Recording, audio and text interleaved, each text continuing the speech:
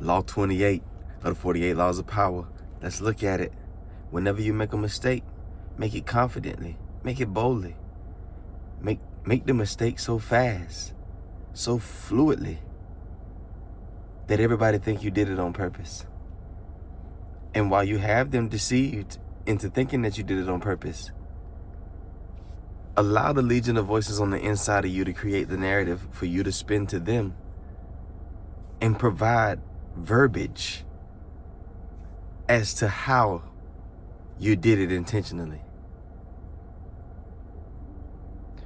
Again, here's another instance of the 48 laws of power leading us to be deceptive, which is only setting us up to be deceived. Only deceived by the world as we deceive ourselves into believing that the world is something that it absolutely is not. This world is beautiful. You know, your inability to admit your mistakes has kept you locked in your dysfunction. And it's your dysfunction and being locked in it that creates the conflict when you come into information that is trying to guide you or stimulate you into an acknowledgement of truth. When you hear that peace is yours by inheritance, based on your divine creator and the free gifts that were given to you, you instantly think of all of the conflicts and all of the tussles and turmoil that you have went through and entertained in the darkness while ignorant to your creation and the gifts that have been extended. Before you received the gifts, you operated in a delusional state that you created for yourself, where you explain things to yourself to be what you decided they were, not in reality, but in your imagination. This is what you come from. So when you encounter truth, you can't look backwards. You can't take new information and look backwards and not become tainted by the split and divided picture that you're entertaining. Everything behind you was valueless. Everything in truth is priceless. So worthwhile that you can't put a price on it without being insultive. Why would you want to look at both of those pictures? Why would you want to be walking away from your dysfunction, walking away from your dissatisfaction, walking away from the very thing that plagued you from the inside out and eventually from the outside back in? Why would you be walking away from that free and liberated and turn back and look at it so that you can become preserved in the state that you are enamored with? A pillar of salt. You want to know a little secret about being afraid to fail? You want to know a secret about you being afraid to let other people down because of what the consequences may be? Understand, this is not something for you to glorify. Understand, this does not originate in your heart to give and extend freely the abundance on the inside of you. No, that's not what this is. What this is 100% of the time is you knowing how judgmental and how critical you are in moments of other people's appearing failure. You know that when other people drop the ball, you never forget it. You hold on to it, you harbor it, you judge them by it. It becomes the basis of their identity to you. They take a loss in front of you and you label them a loser. They win in front of you and you label them a winner. Both can be terribly inaccurate statements if you're just watching the highlight of somebody's film.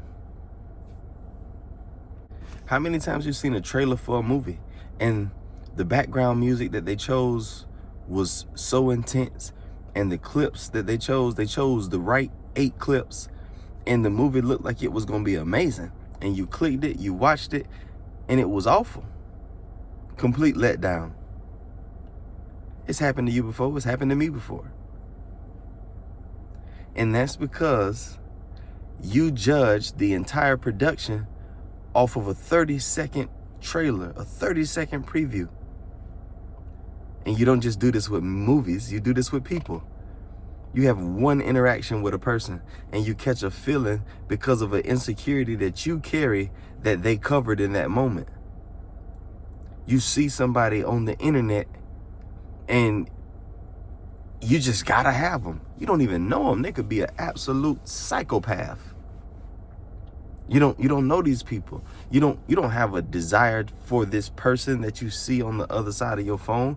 You have a desire to cover an insecurity that you're carrying, that you won't acknowledge, that you desperately want somebody to come and cover for you so you can pretend it doesn't exist. But every time that covering moves, here is this hideous thing that you need to hide again. You're so much better than you've been. There's so much more in you than you've been extending. But you can't outperform your own self-image. The only person and the only thing that could withhold from you all of the beauty and essence of your design is yourself. Literally, you not receiving the gift extended to you. The gift of life, the gift to create, the gift to call forth, the gift to renew thyself, the gift to know, the gift to extend, the gift to multiply, replenish, the gift to reflect. You know, instead of watching other people's responses to your mistakes, you should take note to your own responses to your mistakes, because it's your response to your mistakes that dictates whether you move forward and progress in a functional state of repair and renewal, or whether you continue in dysfunction and darkness. What other people think of your mistakes is totally irrelevant. And just like we've said before, most people are so caught up trying not to get caught in their own mistakes that they don't have time to even notice yours. You know, if any small business dumped all of their money into PR, press releases, marketing publications, directing attention to their website where there was no product, nothing in production, nothing even being researched to begin to construct something that would bring forth a profit or a return of the investment on the marketing, we would call that business owner absolutely foolish, misled, stupid, misguided, whatever, however nice or however nasty you would be with your description of such a man or woman operating a business like this. We would definitely not agree that the money was rightfully spent in the construction of a brand and brand awareness. Don't bring awareness to your brand before you've put the brand together and have a product. But you're constantly walking around in a broken state, divided and in conflict with yourself, while you ponder moment after moment what other people may be thinking, not even only of your mistakes, even of your accomplishments, of your statements, your actions, the big ones, the small ones, your facial expressions, your body language. There is a conversation on the inside of you going at all times about what other people could possibly be saying about you. But the voices are never telling you that this may be what they're saying. The voices are telling you This is what's being said. This is what's being thought. And look, this is how you can tell. Look, here is the evidence for you to confirm the illusionary idea that I just impregnated you with. Now go ahead and have the child, please. Go ahead and suffer the fear. Go ahead and suffer the semen rejection. Go ahead and suffer the isolation that comes with you partnering with the Legion of Voices presentation, that there is something in this person's words or actions that is indicative of them being in opposition to you. We covered this already, so we're not going to be too redundant. But mistakes are lessons. When you make a mistake, you should slow down and process and digest every piece of the process so that moving forward, you don't have to worry about subconsciously recreating the entire thing and never even noticing until the end after it's done. You have to understand the frailty of the flesh. You have to understand the inconsistency of the brain. Your ego has no home. What do bums do? Bums roam. They sleep where there is room. They sleep where they're accepted. When there is no more acceptance for them, they do not recreate themselves. They do not submit themselves to change. They find a new location to squat. And that's what your ego has been doing. You've been dodging the cultivation of the garden that you were given to tend and to keep by pretending that there's another work that must be done first. Once I'm done repairing on the ego, I'll get over to dealing with I am on the inside of me. But the issue with that format is the ego will never be repaired. The ego literally shows you inconsistencies to keep you inside of conversations about how to curve and correct those inconsistencies and move forward and progress in truth. And if the ego was capable of leading you in truth, then there would be no inconsistencies for the ego to correct. You can't trust the ego.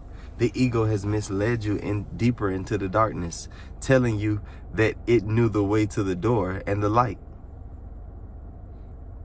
The ego tried to convince you very, very, very effectively, because many of us tried to take the opportunity and failed just like everybody else that tried before us. The ego tried to convince us, and did, that it knew a shortcut. It knew an easier way out. It knew a way out of the darkness that wouldn't cost you the pain of having to disconnect with everything that was familiar. Let me show you how to enjoy the light and the dark all at once. But if you put light and dark on the inside of you, then that means there's a war going on the inside of you.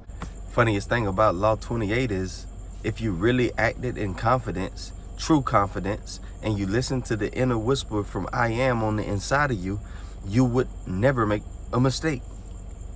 You only make mistakes when you try to think your way through things that you can only be led by the whole spirit that has been given to you in an irrevocable way during your creation. Your eternal creation came equipped with the whole spirit. There is no way for you to make a mistake other than for you to believe that you can know in a way other than going on the inside of yourself.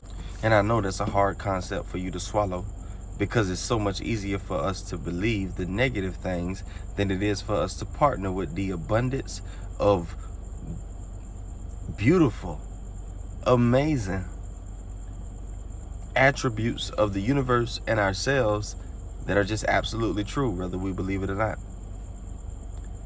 But it is absolutely factual that the one who knows all things created you and gave himself to you, not partially, wholly, Not Holy, holy. The whole thing. All of him is within you. So if all of him is within you, then how can you make a mistake if you follow and submit to the inner guidance of the one source and sustainer that knows all things?